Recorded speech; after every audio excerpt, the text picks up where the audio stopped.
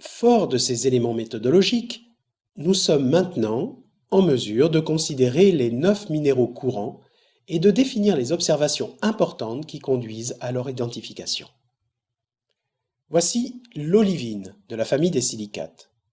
La caractéristique la plus évidente des olivines est la couleur verte qui peut aller jusqu'au brun. Sa cassure est de forme quelconque, sans plan de clivage. Sa dureté est importante et lui permet de rayer le verre. Ce minéral est relativement rare à la surface de la Terre. Il n'a été retenu dans la liste des minéraux importants que dans la mesure où il est caractéristique de roches magmatiques volcaniques. Ses propriétés ne sont pas valorisées industriellement. Prenons notre lame de verre. On est déjà rayé à plusieurs endroits, mais les autres endroits ne sont pas rayés. Et cette fois-ci, j'apporte un minéral vert, c'est de l'olivine. Je fais un test sur le coin de la lame. Effectivement, sans grande difficulté, j'arrive à rayer cette lame. La marque est effectivement ici bien visible. Nous avons volontairement choisi de réunir pyroxène et amphibole, qui en fait couvrent évidemment deux familles de minéraux. Macroscopiquement, ils sont difficiles à distinguer l'un de l'autre, et donc nous avons choisi ce regroupement. Ils ont des points communs, avec une couleur sombre la plupart du temps, et une forme en baguette ou prisme allongé. À la cassure, on obtient dans les deux cas facilement des baguettes. Toujours dans la famille des silicates, les phyllosilicates, les micas. Pour les micas, le critère de reconnaissance le plus évident est le clivage en feuillet. Même lorsque ces minéraux sont de petites dimensions, le fait de gratter la roche avec la lame d'un couteau va produire des petites plaquettes brillantes à éclat métallique ou nacré. Le test de dureté ne peut pas s'effectuer sur les micas, toujours à cause de la séparation des feuillets à la moindre sollicitation mécanique. Dans la famille des micas, on distingue souvent deux minéraux qu'il convient de citer, le mica blanc ou muscovite et le mica noir ou biotite. Cette fois-ci, le cas est un petit peu particulier. Déjà, nous avons en main un minéral extrêmement plat. Nous sommes ici en présence de biotite. On peut séparer extrêmement facilement quelques lamelles, quelques plaquettes de ce minéral. Toujours dans la sous-famille des phyllosilicates, les minéraux argileux ou argile. La taille des minéraux argileux, quelques micromètres, fait qu'il est impossible d'utiliser les critères d'identification habituels. Les argiles peuvent prendre des couleurs très différentes.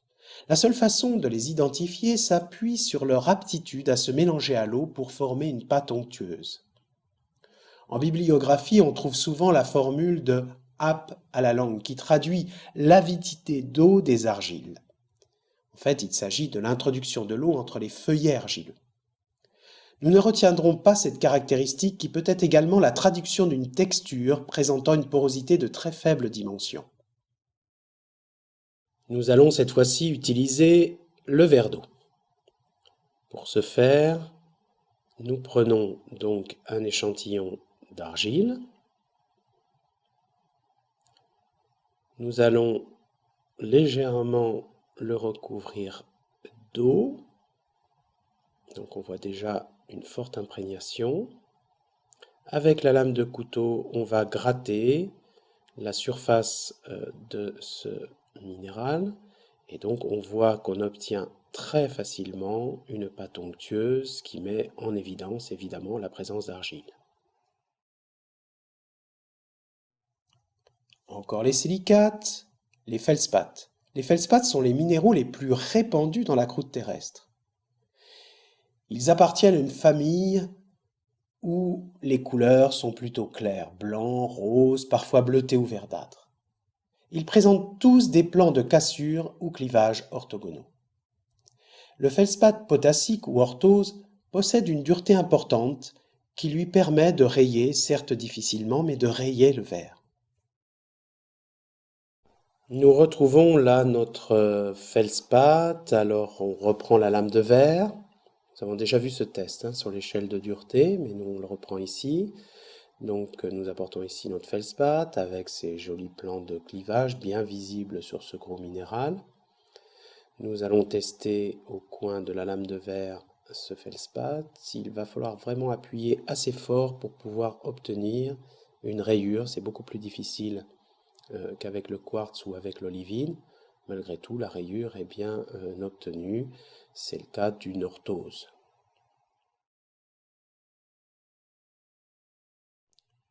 Le quartz est également un minéral très répandu à la surface de la Terre.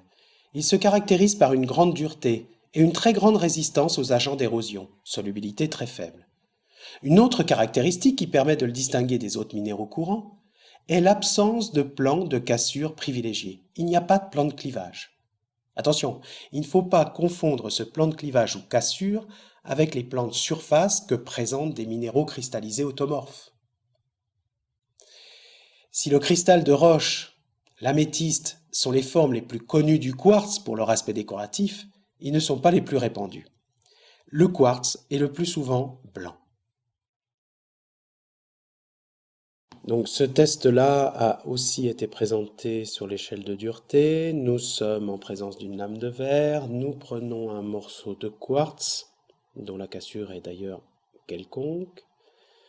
Nous testons le coin de la lame de verre. Il est très facile de pouvoir rayer cette lame de verre avec le quartz qui est présent. La rayure est bien visible, comme on le montre sur cette vidéo.